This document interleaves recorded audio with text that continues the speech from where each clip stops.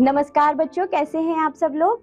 आशा करती हूँ आप लोग बहुत अच्छे होंगे। मैं हूँ आपकी हिंदी व्याकरण की अध्यापिका और आज हम पढ़ेंगे पाठ नंबर 11 जिसका नाम है विराम चिन्ह यानी कि पंक्चुएशन। तो बच्चों, ये विराम चिन्ह क्या होते हैं? जब हम आपस में बात करते हैं तो कभी कभी बच्चों हम अपनी आवाज में थोड़ा ठहराव लाते हैं, कहीं हम कम रुकते हैं, कहीं हम ज्यादा रुकते हैं। बोलते समय तो हमें समझ आता है, लेकिन जब हम उन्हीं बातों को बच्चों लिखकर प्रकट करेंगे तब हमें कैसे पता चलेगा कि हमें कहाँ कम रुकना है, कहाँ अधिक ठहरना है, कहाँ कितना ठहरना है। विराम यानी कि इस चीज का अर्थ होता है बच्चों ठहरना। इसलिए हमें कुछ चिन्हों की आवश्यकता होती है जो हमें ये बताते हैं कि हमें कहाँ कितना ठहरना है। तो चलिए बच्चों, विराम चिन्हों को पढ़ते हैं, तब हमें अच्छे से समझ में आएगा कि इसका क्या स्थान है और ये कितने महत्वपूर्ण है। विराम का अर्थ होता है रुकना। बोलते समय अपनी बात को सही ढंग से व्यक्त करने के लिए बीच बीच में हम रुकते हैं। यह रुकावट कभी बहुत कम होती है, कभी कुछ अधिक। प्रश्न पूछने, विस्मय व्यक्त करने आदि स्थितियों में हमारे बोलने का तरीका अलग अलग होता है। लिखित भाषा में इन सब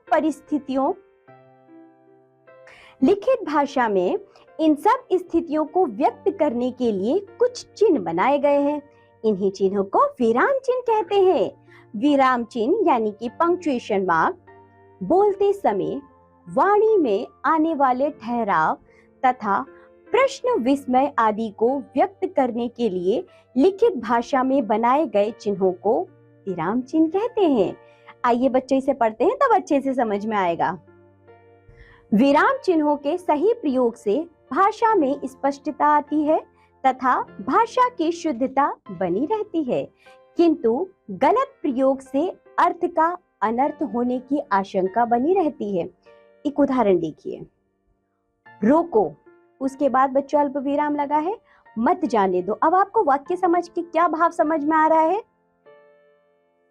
रोकना है, जाने नहीं देना है। रोकने का भाव व्यक्त हो रहा है, मतलब कि रोकना है। अब देखो बच्चों, शब्द तो वही है, अब अल्प विराम का कहाँ प्रयोग किया गया है? रोको मत, अल्प विराम जाने दो। तो अब इससे क्या भाव निकलना है कि हमें रोकना नहीं है, जाने देना है। बच्चों, एक विराम चिन्ह ने पूरा ही अर्थ बदल के रख दिया। इसलिए विराम चिन्ह को सही जगह पर, सही स्थान पर लगाना बहुत ही आवश्यक होता है। हिंदी में प्रयोग होने वाले कुछ प्रमुख विराम चिन्ह निम्न प्रकार हैं। आइए इन्हें पढ़ते हैं। पहला देखिए, पूर्ण विराम, जिसे बच्चों फुल स्टॉप भी कहा जाता है।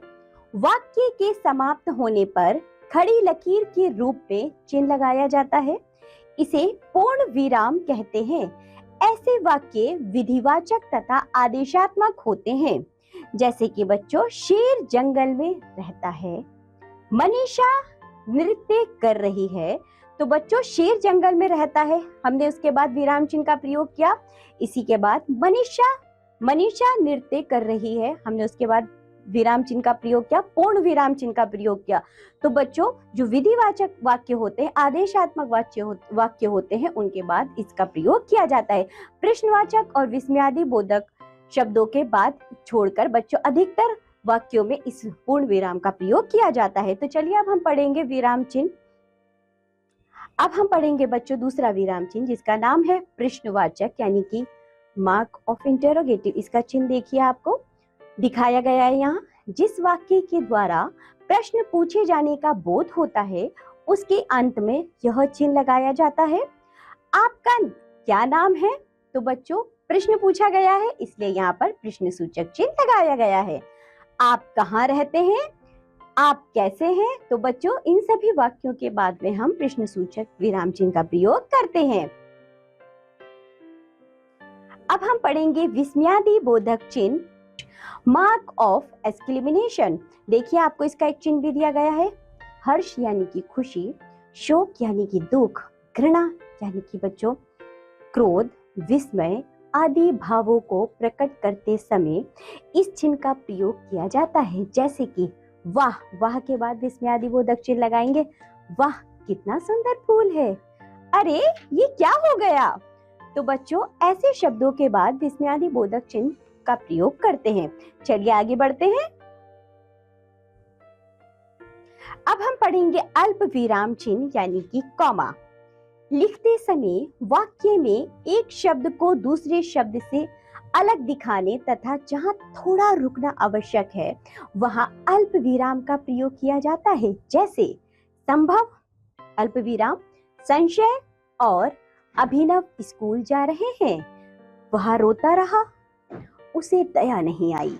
वह रोता रहा के बाद बच्चों हमने अल्प विराम लगाया, यानी कि यहाँ पर हमें थोड़ा ठहरना है। जरा वाक्य दोबारा सुनिए, वह रोता रहा, उसे दया नहीं आई।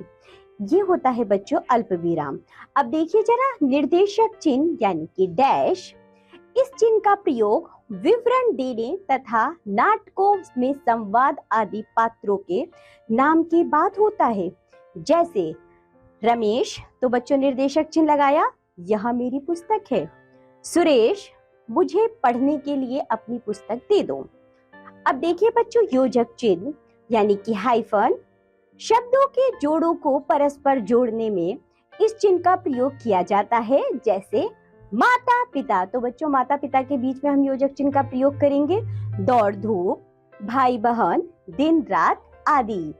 कभी कभी, अभी अभी, तो बच्चों इन शब्दों के बीच में हम लगाते हैं ना योजक चिन्ह, एक छोटा सा चिन्ह लगा होता है, उसको बोला जाता है योजक चिन्ह। तो आज बच्चों हम इतने ही विराम चिन्ह पढ़ेंगे। तो आपने जाना विराम चिन्हों के सही प्रयोग से भाषा में स्पष्टता आती है व भाषा की शुद्धता बनी रहती है। तो चलिए बच्चों इसी के साथ ये पाठ होता है यहाँ समाप्त। आज जितने भी विराम चिन्ह आपको पढ़ाए गए हैं आप लोग उसका अच्छे से अभ्यास करिए और इस वीडियो को दोबारा से देखिए। अब हम मिलेंगे आपसे अगली कक्षा में, तब तक के लिए बाय बच्चों।